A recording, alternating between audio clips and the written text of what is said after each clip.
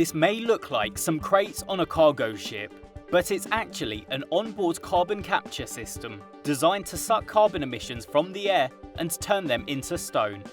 It's one of the ways the shipping industry is exploring to reduce their climate footprint. We capture CO2 directly on board ships to trap their CO2 emissions and reduce them, and keep the ship sailing on the water instead of replacing the whole fleet.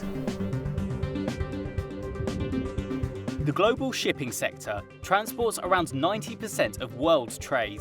It's also responsible for around 3% of the world's carbon dioxide emissions. The UN Shipping Agency has set out targets for the industry to reach net zero around 2050. But getting there won't be easy. Unlike the car industry, for example, shipping cannot simply electrify its fleet to reduce the carbon footprint. Seabound co-founder Alicia Fredrickson explains. The options for a ship owner today are very challenging. Essentially, you could, order a new ship with a new type of engine that could burn a different type of fuel, like ammonia or methanol. But the fuels don't exist yet. The new engines are very expensive, and they're not compliant with their existing vessels. Another possibility is capturing ships' emissions and storing them on board. UK startup Seabound is developing a carbon capture system designed to fit on the deck of large cargo ships.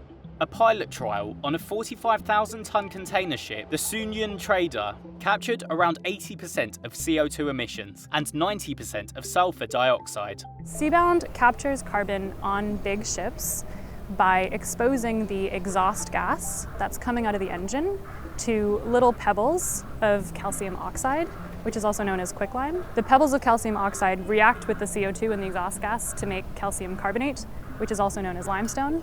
Carbon capture's role in emission reductions has so far been limited.